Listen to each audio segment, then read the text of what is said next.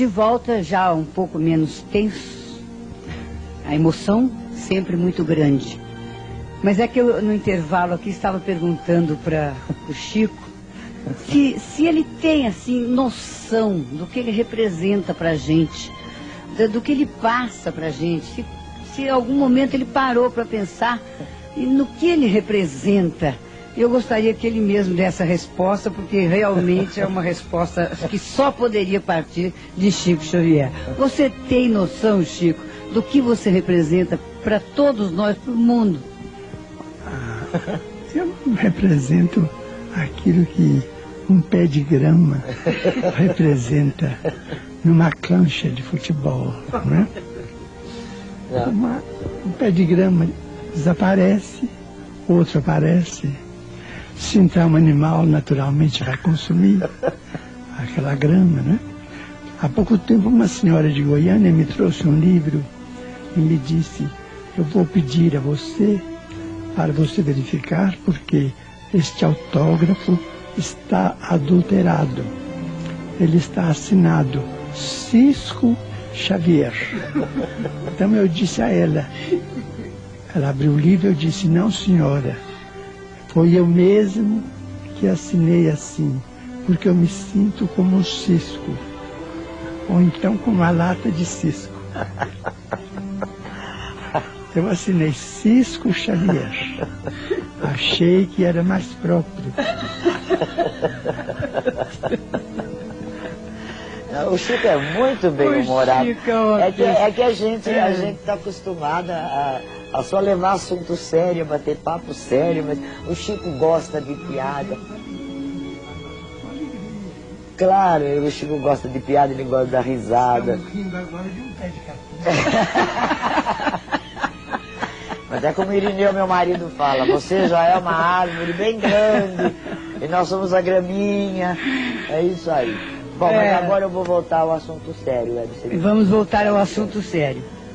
Olha, eu acho que, bom, mãe e pai são duas coisas tão especiais no mundo. Os filhos são tão especiais. Eu, por exemplo, acho que para toda mãe, para todo pai, o filho é a coisa mais importante que existe na vida. A gente faz tudo por eles, mesmo que eles não retribuam mais tarde, mas a gente dá tudo. Não faz esperando retribuição. Não faz esperando, dá tudo. Eu contei que eu perdi meu filho de 20 anos, e quantas mães que eu conheci em Uberaba, que também perderam, tinha mãe que tinha perdido 2, 3. Agora, eu queria perguntar para você, uma família, um pai e uma mãe, que uma criança, porque eu vi muitas crianças excepcionais lá em Uberaba, muitas.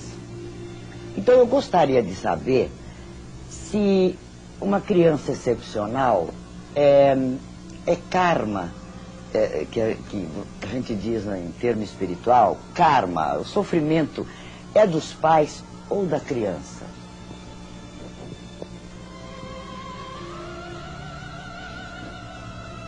Nair, a criança excepcional sempre me impressionou pelo sofrimento de que ela é portadora, não somente em se tratando dela mesma, mas também dos pais.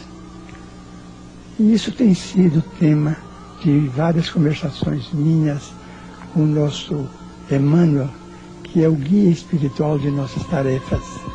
Ele então diz que, em regra geral, a criança excepcional é o suicida reencarnado. Reencarnado depois de suicídio recente. Porque a pessoa, quando pensa que se aniquila, ela está apenas estragando ou perdendo a roupa que a providência divina permite de que ela se sirva durante a existência, que é o corpo físico. A verdade é que ela em si é um corpo espiritual. Então os remanescentes do suicídio acompanham a criatura que praticou a autodestruição para a vida do mais além. Lá ela se demora algum tempo, amparada por amigos, que toda criatura tem afeições por toda parte, mas volta à Terra com os remanescentes que ela levou daqui mesmo após o suicídio. Se uma pessoa espatifou o crânio, se o projétil atingiu o centro da fala, ela volta com a mudez. Se atingiu apenas o centro da visão, ela volta cega. Mas se atingiu determinadas regiões mais complexas do cérebro, ela vem em plena idiotia. E aí os centros fisiológicos não funcionam. A endocrinologia teria de fazer um capítulo especial para estudar uma criança surda, muda, cega, paralítica, porque aí a criatura feriu a vida no santuário da vida, que é a parte mais delicada do cérebro. Se ela suicidou-se, mergulhando-se em águas profundas, ela vem com a disposição para o enfisema infantil, da mocidade, nos primeiros dias da vida. Se ela, por exemplo, se ela se enforcou, ela vem com a paraplegia depois de uma simples queda, que toda criança cai do colo da ama, do colo da mãezinha. Então, quando o processo é de enforcamento, a vértebra que foi deslocada no enforcamento vem mais fraca, e numa simples queda a criança é acometida pela paraplegia.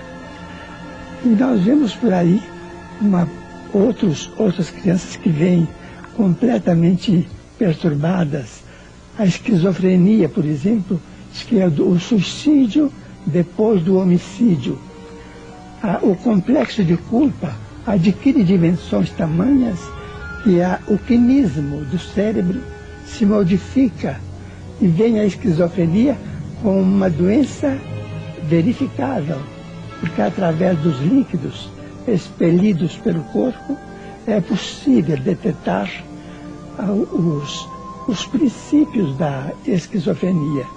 Mas a esquizofrenia é o homicida que se fez suicida, porque o complexo de culpa é tão grande, o remorso é tão terrível, que aquilo se reflete na própria vida física da criatura durante algum tempo ou muito tempo.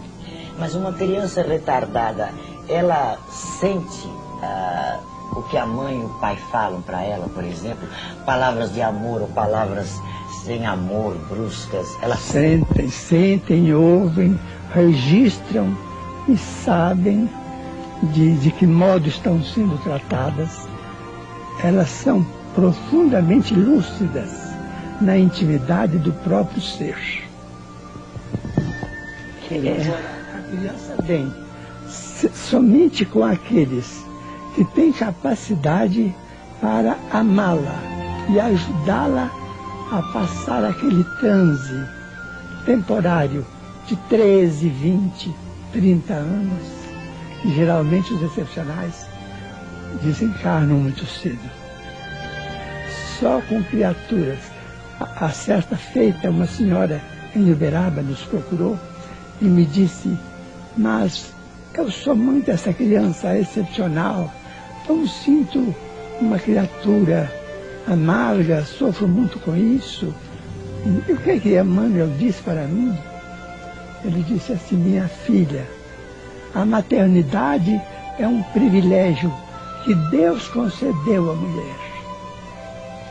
Então toda mulher desfruta deste privilégio da providência divina. Mas os filhos excepcionais são confiados tão somente às grandes mulheres que têm capacidade de amar até o infinito.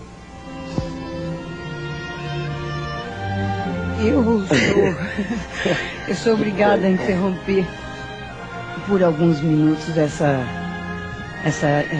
entrevista, porque acho que não precisa explicar, né?